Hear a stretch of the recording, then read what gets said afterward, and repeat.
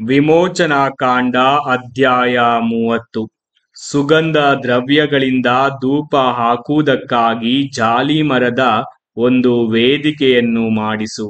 ಅದು 1 ಮೊಳ ಉದ್ದ ಹಾಗೂ 1 ಮೊಳ ಅಗಲವಾಗಿದ್ದು ಚಚೌಕವಾಗಿರಲಿ. ಅದರ ಎತ್ತರ 2 ಮೊಳವಿರಲಿ. ಅದರ ಕೊಂಬುಗಳು ಅದರ ಅಂಗಾಂಗವಾಗಿರಲಿ. ಅದರ ಮೇಲ್ಭಾಗಕ್ಕೂ 4 ಪಕ್ಕಗಳಿಗೂ ಹಾಗೂ ಕೊಂಬುಗಳಿಗೂ ಚೊಕ್ಕ ಬಂಗಾರದ ತಗಡುಗಳನ್ನು ಹೊದಿಸಬೇಕು. ಸುತ್ತಲೂ ಚಿನ್ನದ ತೋರಣ ಕಟ್ಟಿಸಬೇಕು. ಅದರ ಕೆಳಗೆ ವೇದಿಕೆಯ 2 ಪಕ್ಕದಲ್ಲಿ 2 ಚಿನ್ನದ ಬಳೆಗಳನ್ನು ಮೂಲೆಗಳಲ್ಲಿಯೇ ಹಾಕಿಸಬೇಕು.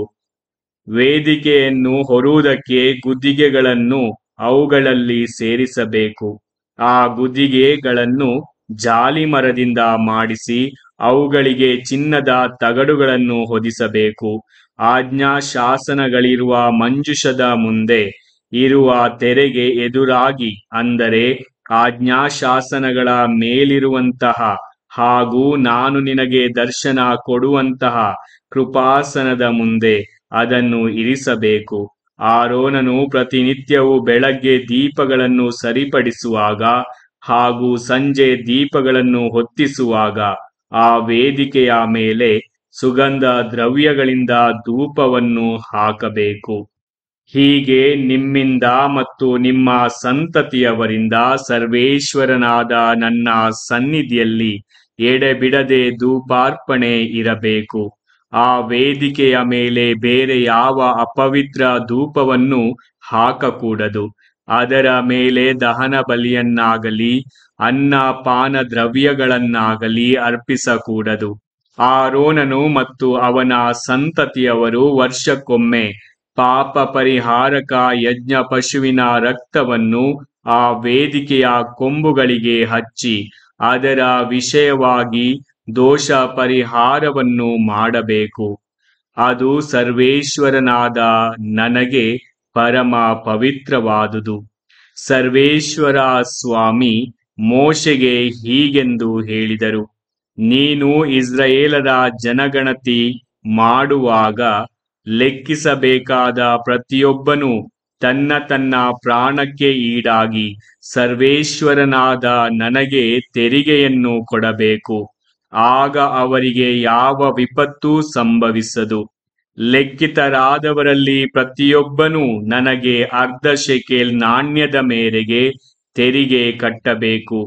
ದೇವರ ಸೇವೆಗೆ ನೇಮಕವಾದ 20 ಗೇರಾ ತೂಕದ ನಾಣ್ಯದ ಮೇರೆಗೆ ಅರ್ಧರ್ಧ ನಾಣ್ಯವನ್ನು ತೆರಿಗೆಯಾಗಿ ಕೊಡಬೇಕು. ಜನಗಣತಿಯಲ್ಲಿ ಸೇರಿಸಲಾದ 20 ವರ್ಷದ ಹಾಗೂ ಅದಕ್ಕೂ ಹೆಚ್ಚು ವಯಸ್ಸಿನವರು ಈ ತೆರಿಗೆಯನ್ನು ನನಗೆ ಕಟ್ಟಬೇಕು. ಪ್ರಾಣ ರಕ್ಷಣೆಯ ಈ ಹಣವನ್ನು ನೀನು ಇಸ್ರಾಯೇಲರಿಂದ ಶೇಖರಿಸಿ ದೇವದರ್ಶನದ ಗುಡಾರದ ಸೇವೆಗೆ ಉಪಯೋಗಿಸು. ಇಸ್ರಾಯೇಲರ ಪ್ರಾಣವನ್ನು ಉಳಿಸಬೇಕೆಂಬುದಾಗಿ ಈ ತೆರಿಗೆ ಸರ್ವೇಶ್ವರನಾದ ನನ್ನ ಸನ್ನಿಧಿಯಲ್ಲಿ ಜ್ಞಾಪಕ ಪಡಿಸುವುದು.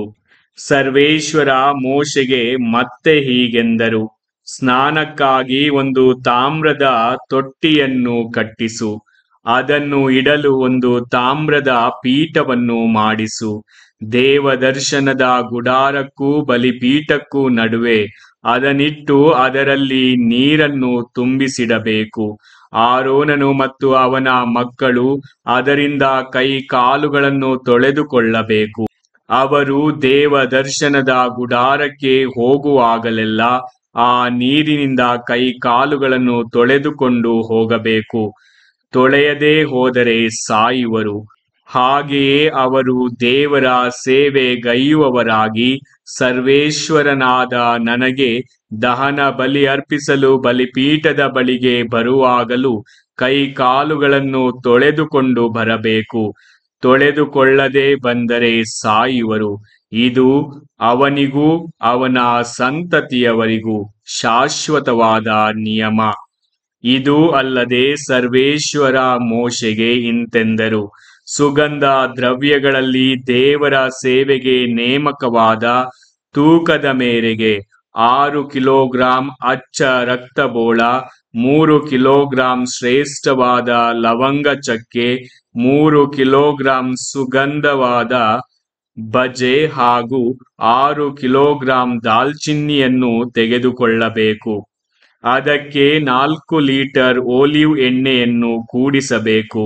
ಬುಕ್ಕಿಟ್ಟುಗಾರರ ಪದ್ಧತಿಯ ಮೇರೆಗೆ ಇವುಗಳನ್ನು ಮಿಶ್ರ ಮಾಡಿ ದೇವರ ಸೇವೆಗಾಗಿ ಅಭಿಷೇಕ ತೈಲವನ್ನು ತಯಾರಿಸಬೇಕು. ಅದರಿಂದ ದೇವ ದರ್ಶನದ ಗುಡಾರ, ಆಜ್ಞಾಶಾಸನಗಳ ಮಂಜೂಷ, ಮೇಜು, ಮೇಜಿನ ಉಪಕರಣಗಳು, ದೀಪವೃಕ್ಷದ ಉಪಕರಣಗಳು, ಧೂಪ ವೇದಿಕೆ, ಬಲಿಪೀಠ, ಬಲಿಪೀಠದ ಉಪಕರಣಗಳು, ನೀರಿನ ತೊಟ್ಟಿ ಹಾಗೂ ಅದರ ಪೀಠ ಇವುಗಳನ್ನೆಲ್ಲ ಅಭಿಷೇಕಿಸಬೇಕು. ಅವು ಅತಿ ಪರಿಶುದ್ಧವಾಗುವಂತೆ ಪ್ರತಿಷ್ಠಿಸಬೇಕು. ಅವುಗಳಿಗೆ ಸೋಂಕಿದೆಲ್ಲವೂ ಪರಿಶುದ್ಧವಾಗಿರುವುದು. ಅಲ್ಲದೆ ಆರೋನನು ಅವನ ಮಕ್ಕಳು ನನಗೆ ಯಾಜಕರು ಆಗುವಂತೆ ಅವರನ್ನು ಅಭಿಷೇಕಿಸಿ ಪ್ರತಿಷ್ಠಿಸಬೇಕು. ನೀನು ಇಸ್ರಾಯೇಲರಿಗೆ, ನೀವು ಮತ್ತು ನಿಮ್ಮ ಸಂತತಿಯವರು ಈ ತೈಲವನ್ನು ನನ್ನ ಸೇವೆಗೆ ನೇಮಕವಾದ ಅಭಿಷೇಕ ತೈಲ ಎಂದು ತಿಳಿದುಕೊಳ್ಳಬೇಕು. ಮೈಗೆ ಹಚ್ಚಿಕೊಳ್ಳುವುದಕ್ಕಾಗಿ ಇದನ್ನು ಉಪಯೋಗಿಸಬಾರದು. ಈ ವಿಧಾನವನ್ನು ಅನುಸರಿಸಿ ಬೇರೆ ಕಾರ್ಯಕ್ಕಾಗಿ ತೈಲವನ್ನು ತಯಾರಿಸಲೇ ಕೂಡದು. ಇದು ದೇವರ ವಸ್ತು, ಇದು ಮೀಸಲೆಂದು ನೀವು ತಿಳಿದುಕೊಳ್ಳಬೇಕು.